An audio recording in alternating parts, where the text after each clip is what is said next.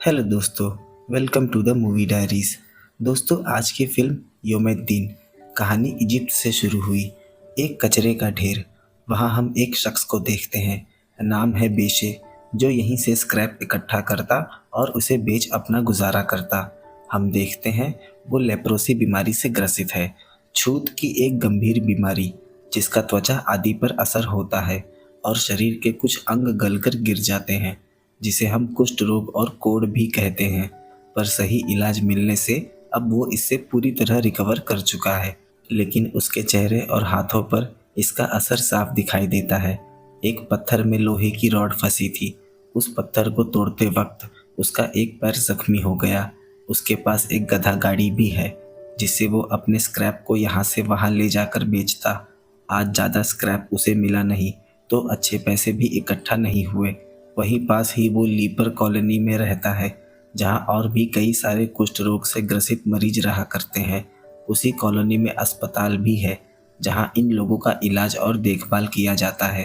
पैर में चोट गंभीर थी, तो डॉक्टर ने उसे एक्सरे निकलवाने को कहा, जिसके लिए उसे परमिट चाहिए, यानी कि मैनेजर का साइन किया हुआ स्लिप।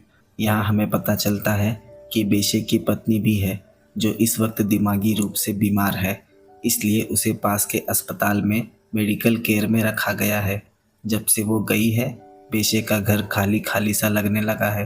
डॉक्टर ने कहा उसे एडमिट करना बेहद ज़रूरी था, क्योंकि वो पड़ोसियों के लिए एक खतरा थी, लेकिन वो जल्द ही ठीक हो जाएगी। बेशे 10 साल का था, तब से वो इसी लीपर कॉलोनी में रह रहा है। उसे पता नहीं कि वो बचपन में यहाँ कब और कैसे पहुँचा। उसे अपने माँ बाप और परिवार का भी पता नहीं। वो अपने गधे पर सवार होकर अपनी पत्नी से मिलने जाने लगा। रास्ते में ही एक ऑर्फनेज था, जहाँ एक लड़का ओबामा काफ़ी उदास बैठा है और बच्चों के साथ वो खेल नहीं रहा। बेशे को देखते ही वो गेट पर आ गया। वो काफ़ी पहले से उसे जानता है। उसने बेशे से कहा, मुझे भी अपने साथ ले चलो, पर उसने मना कर दिया कि आज मैं बहुत जल्दी में हूँ, तो कल मुझे कचरे के ढेर वाले पहाड़ पर मिलना। और वो वहाँ से चला गया। थोड़ी देर में वो डिपार्टमेंट ऑफ मेंटल डिसऑर्डर पहुंच गया, जहां उसकी पत्नी का इलाज चल रहा है। शायद से उसकी पत्नी कोमा में थी, बस उसकी आंखें भर जिंदा मालूम पड़ती है। आज उसे जो कैसेट प्लेयर स्क्रैप यार्ड से मिला था, उसने वो बजाकर उसे सुनाया और कहा कि जिस दिन तुम ठीक हो जाओगी, हम दोनों यहाँ से कहीं दूर चले जाएंगे। दूसरे दिन हम देखते हैं बेशे वहीं कचरे के पहाड़ पर बैठा है, पर ओबामा थोड़ी दूर 3 आदमियों के झुंड में बैठा है, जो कि बिल्कुल भी अच्छे नहीं। वो चोरी चकारी करके ही अपना जीवन बिताते, इसलिए बेशे ने ओबामा को अपने पास बुला लिया। वो नहीं चाहता था कि ओबामा उनकी संगत में बिगड़ जाए। वहाँ उन तीनों ने बेशे का काफ़ी मजाक बनाया कि उसे अब दूसरी शादी कर लेनी चाहिए, क्योंकि उसकी पत्नी तो पागल हो चुकी है। बेशे ने उनकी बात का कोई जवाब नहीं दिया और चला गया। बेशे ने उससे पूछा कि तुम्हें इस वक्त स्कूल में होना चाहिए। ओबामा ने बताया, लेकिन स्कूल आज बंद है। तभी वहाँ एक शख्स आया, उसका नाम बॉम्बा है। उसने पास आकर बताया कि आज सुबह ही बेशे की पत्नी गुजर गई। ये सुन उसे बहुत दुख हुआ। बेशे की पत्नी को अंतिम विदाई दी गई। डॉक्टर्स के साथ वहाँ ओबामा भी मौजूद था। दूसरे दिन घर में वो काफ़ी उदास बैठा है। वहाँ ओबामा आ गया। वो अक्सर स्कूल की छुट्टी कर लेता, सिर्फ बेशे के साथ वक्त बिताने के लिए, पर बेशे को ये बिल्कुल अच्छा नहीं लगता। तभी वहाँ लीपर कॉलोनी में एक बुजुर्ग महिला कार से उतरी। वो बेशे के पास आई। वो महिला कोई और नहीं, उसकी पत्नी इरने की माँ थी, जो उसके मरने के बाद आई। पर बेशे को इसकी ज़रा भी जानकारी नहीं थी कि उसकी पत्नी का परिवार भी है। उसे लगा था वो भी बेशे की तरह बिल्कुल अकेली है। उसने पूछा कि तुम्हें कैसे पता चला कि इरने मर गई। उस महिला ने बताया कि कॉलोनी एडमिनिस्ट्रेशन ने उसे पत्र लिखकर इसकी जानकारी दी, पर बेशे को यकीन नहीं होता। वो एडमिनिस्ट्रेशन ऑफिस गुस्से से गया। अब उसे भी अपने परिवार के बारे में जानना है कि आखिर कौन है उसके माँ बाप। यहाँ पता चला कि उसकी यहाँ कोई फाइल नहीं, क्योंकि उसे कॉलोनी के बाहर ही उसके घर वाले छोड़कर चले गए थे। लेकिन उसकी पत्नी का बाकायदा रजिस्ट्रेशन हुआ था, इसलिए उसका यहाँ रिकॉर्ड है। वो निराश होकर वहाँ से चला गया। रात वो अपने दोस्तों के साथ बैठा है। उसने बताया कि उसे इतनी जानकारी है कि उसका परिवार अबूहर केना में है। अब बेशे की उम्र 40 हो चुकी है। सभी ने उसे समझाया कि अब तक तो वो तुम्हें भूल भी गए होंगे और वो तुम्हें कभी नहीं अपनाएंगे। और क्या करोगे तुम वहाँ जाकर? लोग कुष्ठ रोगी से डरते हैं, न तुम्हें बस में सफ़र करने देंगे और न ही ट्रेन में। तुम्हारा शरीर किसी ब्रिज के नीचे ही मरकर सड़ जाएगा, पर कोई तुम्हारी लाश तक उठाने नहीं आएगा। लेकिन इस वक्त बेशे अपने परिवार से मिलने के लिए काफ़ी सीरियस है। वो रात इसी सोच में डूबा रहा। आखिर उसने फैसला कर लिया। अपने गधे गाड़ी पर सामान रख दिया और केना के सफ़र पर निकल गया, जो कि उसे पता भी नहीं कि किस जगह और किस दिशा में है। तभी बॉम्बा उसके पास आया और उसने ज़मीन पर नक्शे की मदद से बताया कि नीले नदी के उस पार है केना। बेशे थोड़ी बात समझ पाया और थोड़ी नहीं। तभी ओबामा आकर उसकी गाड़ी पर आकर बैठ गया, लेकिन बेशे ने उसे अपने साथ ले जाने से मना कर दिया और उसे वहीं उतार दिया। लेकिन वो बाहर की दुनिया से पूरी तरह बेखबर है, क्योंकि वो कॉलोनी छोड़कर कभी कहीं गया ही नहीं। रास्ते में दो शख्स उसे मिले। जब उसने नीले नदी का पता पूछा तो वो उसका मजाक उड़ाकर चले गए। शायद से वो उसके चेहरे को देख उसका मजाक बना रहे थे। काफ़ी दूर सफ़र करने के बाद उसने अपनी गाड़ी को रोक दिया। जब उसने पीछे देखा तो ओबामा छिपकर बैठा है। उसने उसे धक्का देकर यहाँ से लौट जाने को कहा, पर बेशे को उसका चेहरा देख उस पर तरस आ गया और उसने सफ़र में उसे भी साथ ले लिया। उसके बाद वो एक छोटे से पिरामिड के पास चले गए, क्योंकि रात होने वाली थी। रात उन्होंने वहीं बिताई और सुबह होते ही फिर वहाँ से निकल गए। वो एक गांव में पहुँच गए। एक नदी में काफ़ी बच्चे नहा रहे थे। ओबामा भी उसमें नहाने चला गया और बेशे अपने गधे को नहलाने लगा। ओबामा ने उससे नदी में चलने की जिद की। बेशे उसे मना नहीं कर पाया और उसमें नहाने चला गया। उसे नहाता देख एक महिला ने सभी बच्चों को बाहर कर लिया कि उसके नहाने से पानी दूषित हो जाएगा। बेशे और ओबामा ने देखा कि कुष्ठ रोगियों के प्रति लोगों के मन में कितनी नफरत है। उसी पानी में जानवर कई भैंस भी नहा रहे थे, लेकिन एक इंसान के नहाने से पानी दूषित हो जाएगा। लेकिन बेशे को उस महिला की बात का बुरा नहीं लगा। उसने मान लिया कि शायद वो ठीक ही कह रही थी। हम देखते हैं कार्ट का पहिया ढीला हो चुका था। बेशे ने कार्ट उठाया और ओबामा उसे ठीक करने लगा, पर कार्ट छूटने से ओबामा के सर में चोट आ गई और वो वहीं बेहोश हो गया। बेशे उसे लेकर पास के अस्पताल में भागा। नर्स ने बेशे को दूर रहने को कहा, कहीं ये बीमारी उन्हें ना फैल जाए। वहाँ बैठे सभी लोग उसे एक अलग ही नज़र से देखने लगे, जबकि बेशे पूरी तरह से क्योर्ड है। नर्स के पूछने पर उसने बताया कि मैं उस लड़के का पिता हूँ। नर्स ने उसे पैसे जमा करने के लिए कहा, जो कि नदी के पास उसके कार्ट में है। वो पैसे लेने के लिए बाहर भागा। तभी पुलिस की गाड़ी से टकरा गया। पुलिस वाले ने उससे उसकी आईडी मांगी, पर बेशे की आईडी उसके कार्ट में ही थी। ऑफिसर ने उसे अरेस्ट करके जेल में डाल दिया। बेशे कहता रहा कि उसे अस्पताल में पैसे जमा करने हैं, पर उस ऑफिसर ने नहीं सुनी। उस जेल में एक और शख्स था। उसने बेशे को देखा तो डर गया, कहीं ये बीमारी उसे न लग जाए। बेशे ने कहा, तुम यहाँ मेरा रूप देख डर गए, पर तुमने कितने घिनौने अपराध किए होंगे जो तुम यहाँ हो। हम देखते हैं दोनों को एक ही हथकड़ी में लॉक करके पुलिस नीचे के सेल में ले जाने लगी। तभी वो शख्स और बेशे वहाँ से भाग गए। उसके बाद वो शख्स हथकड़ी तोड़वाने के लिए अपने साथियों के पास गया। उसका काफ़ी बड़ा ग्रुप था जो कि इल्लीगल कामों में एक्टिव था। बेशे आज़ाद हो गया। उसके बाद वो बाहर ओबामा से मिला। दोनों एक दूसरे को देख काफ़ी भावुक हो गए और एक दूसरे से लिपट गए। वहाँ ओबामा ने माफ़ी भी मांगी कि सब उसकी वजह से हुआ।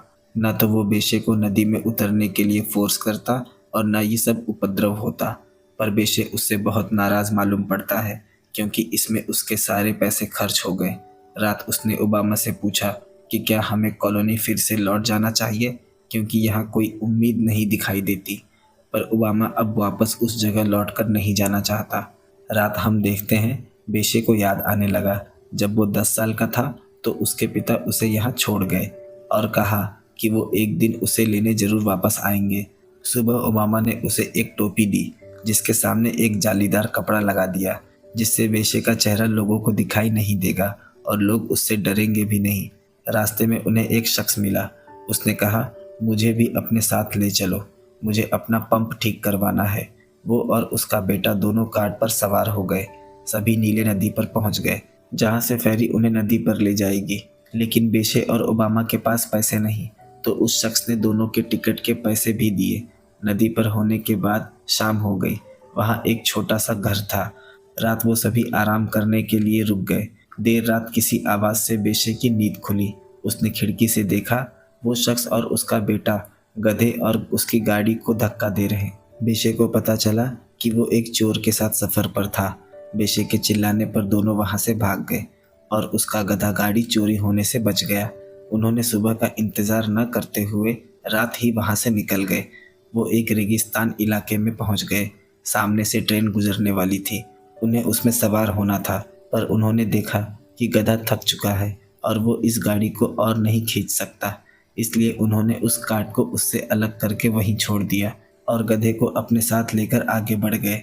गधे की हालत गंभीर थी, क्योंकि उसने 3 दिनों से कुछ खाया नहीं और लगातार सफ़र कर रहा है। तभी वहाँ ट्रेन आ गई। उन्होंने गधे को जानवरों के डिब्बे में डाल दिया और खुद पैसेंजर वाले डब्बे में बिना टिकट के चढ़ गए। कुछ देर बाद वहाँ टिकट चेकर आ गया। उसके टिकट मांगने पर बेशे ने कहा, न तो उसके पास टिकट है और न ही पैसे। उसने कहा, इसी वक्त दोनों नीचे उतर जाओ, और उसने बेशे को धक्का दे दिया। उसी हाथापाई में बेशे की टोपी निकल गई और सभी ने देखा कि वो एक कुष्ठ रोगी है, तो सभी उसके विरोधी में आ गए। इतनी नफरत और हिंसा देख बेशे पूरी तरह से टूट गया और वो चिल्लाया कि वो भी उन सब की तरह एक इंसान ही है। आखिर उन दोनों को ट्रेन से उतार दिया गया। चलते चलते रात वो एक जगह आकर सो गए। सुबह जब बेशे की नींद खुली तो वो ज़ोर ज़ोर से रोने लगा, क्योंकि उसका प्यारा गधा अब नहीं रहा। उसकी मौत हो चुकी थी। उन्होंने मिलकर उसे वहीं दफन कर दिया। उन्होंने शहर जाने वाली एक गाड़ी से लिफ्ट मांगी। उसने उन्हें बिठा लिया और दोनों शहर में उतर गए। वहाँ एक दुकान वाले से पूछने पर पता चला कि वो केना में नहीं बल्कि सोहग पहुँच गए हैं। ओबामा की तबीयत काफ़ी ख़राब थी। पैदल लंबा सफ़र और उनके पास खाने को भी कुछ नहीं। बेशे ने उस दुकान वाले से कुछ खाने को मांगा, पर उसने देने से मना कर दिया। वो दोनों एक सड़क के किनारे बैठ गए। बेशे को कुछ समझ नहीं आ रहा। वो वहीं गुजरने वाले लोगों से पैसे मांगने लगा ताकि कुछ खाने का इंतज़ाम किया जा सके। तभी वहाँ एक शख्स आया जिसके दोनों पैर नहीं, जो सड़क के उस पार भीख मांगता है। उसने कहा, ये मेरा इलाका है, तुम यहाँ इस तरह से भीख नहीं मांग सकते। बेशे ने उसे समझाया कि मैं भीख नहीं मांग रहा, बस इस बच्चे की तबीयत ठीक नहीं है। पर उस आदमी के कहने पर दोनों वहाँ से चले गए। लेकिन उस भिखारी को उन पर दया आ गई और वो अपनी स्कूटी से उन्हें लेने आया। कहा, मेरे साथ चलो, तुम्हें यहाँ इस बीमार बच्चे के साथ नहीं छोड़ सकता। दोनों उसके साथ चले गए। हम देखते हैं वो उन्हें अपने दोस्तों के पास ले गया, जो उसकी तरह ही भीख मांगा करते हैं। वहाँ उन्होंने उसकी अच्छे से खातिरदारी की। उन्होंने उसकी टोपी का पर्दा हटाया उसका चेहरा देखने के लिए, पर उनमें से कोई उसका चेहरा देख डरा नहीं। यहाँ तक कि उन्हें कोई घिन्न भी उससे नहीं आई। बाकायदा उसके चेहरे को हाथ लगाकर भी देखा। उन्होंने उसे महसूस ही नहीं होने दिया कि वो उनसे अलग है। रात बेशे ने सपने में देखा, वो एक आईने के सामने खड़ा है, बिल्कुल एक खूबसूरत नौजवान। अगर आज उसे ये बीमारी नहीं लगी होती तो वो बिल्कुल इस तरह ही दिखता। हम देखते हैं अहमद अब उनके केना जाने का इंतज़ाम कर रहा है। वो उन्हें लेकर एक ट्रांसपोर्ट वाले के पास गया और उनसे मदद मांगी। दोनों को केना ले जाने के लिए वो शख्स मान गया और दोनों ट्रक के पीछे सवार हो गए। हम देखते हैं पूरे सफ़र में अहमद और उसके दोस्तों ने बेशे का काफ़ी साथ दिया। जाते वक्त कहा, अगर वापस आना हुआ तो फिर मिलेंगे। आखिरकार एक लंबे सफ़र के बाद दोनों अबूहूर केना पहुंच ही गए। अब काम था बेशे के परिवार को तलाश करना, पर न जाने क्यों अब उसका दिल नहीं कर रहा कि वो अपने परिवार से मिले। आखिर ऐसी हालत में उसे कोई क्यों अपनाएगा। वो लीपर कॉलोनी में ही ठीक था। हम देखते हैं ओबामा नाम पूछकर बेशे के घर तक पहुंचा। बेशे उसके साथ नहीं। आखिर वो देखना चाहता था कि उसे लेकर उनकी राय क्या है। बेशे के भाई ने कहा, हम इस नाम के किसी शख्स को नहीं जानते। उसने कहा, वो तो बचपन में ही मर गया। उसने ओबामा को वहाँ से भगाकर दरवाज़ा बंद कर दिया। लेकिन ओबामा ने बेशे को ये बात नहीं बताई। उसने कहा कि आज रात चल के कहीं आराम करते हैं, कल सुबह की पहली ट्रेन से घर वापस चले जाएंगे। वो दोनों रुकने के लिए पास के मॉस्क में चले गए। वहाँ उन्होंने प्रेयर अटेंड किया। उसके बाद ओबामा वहीं बाहर आकर और लड़कों के साथ खेलने लगा। तभी बेशे का भाई वहाँ आ गया। उसने ओबामा को अपने पास बुलाया। उसने उससे सारी बात पूछी। उसके बाद वो उसे बेशे से मिलाने के लिए मॉस्क ले गया, पर बेशे उससे खुद को छिपाने लगा। लेकिन भाई ने कहा उसे छिपने की ज़रूरत नहीं, वो उसके साथ घर चले। घर पर उसके भाई की पत्नी और बच्चे थे, और बेशे के पिता भी, जो अब ब्रेन स्ट्रोक की वजह से ज़्यादा हिल-डुल और बोल नहीं पाते। बेशे ने अपने पिता से पूछा, क्या आप आज भी मुझसे नफ़रत करते हैं? उन्होंने कहा कि उन्होंने उसकी भलाई के लिए उसे वहाँ छोड़ा था, और वो वापस लौटकर उसे लेने इसलिए नहीं आए क्योंकि यहाँ लोग बेशे का मजाक उड़ाते, उसे जीने नहीं देते। यहाँ वो एक नॉर्मल ज़िंदगी नहीं जी पाता। बेशे को एहसास हुआ कि किस तरह से सफ़र में उसे कई लोग मिले जो उसे नफ़रत की नज़र से देख रहे थे, पर वहाँ लीपर कॉलोनी में उसके जैसे ही लोग जो उसे पसंद करते थे, उसे नाम से जानते थे। ये सब कुछ उसने सिर्फ बेशे के लिए किया। उसके पिता काफ़ी भावुक हो गए। उसके आंखों से बहते आंसू इस बात को बयान कर रहे थे। वहाँ बेशे और ओबामा ने परिवार के साथ बैठ एक साथ खाना खाया। आखिर बेशे को एहसास हुआ कि उसकी ज़िंदगी यहाँ नहीं है। दूसरे दिन सुबह ही दोनों ट्रेन पकड़ अपने घर को वापस लौट गए, जहाँ उनकी असल दुनिया और उनका असली परिवार है। कहानी इसी दृश्य के साथ ख़त्म हो गई। दोस्तों, अगर कहानी पसंद आई हो तो वीडियो को लाइक, शेयर और चैनल को सब्सक्राइब ज़रूर कर दें। मिलते हैं अगले वीडियो में एक नए एक्सप्लेनेशन के साथ।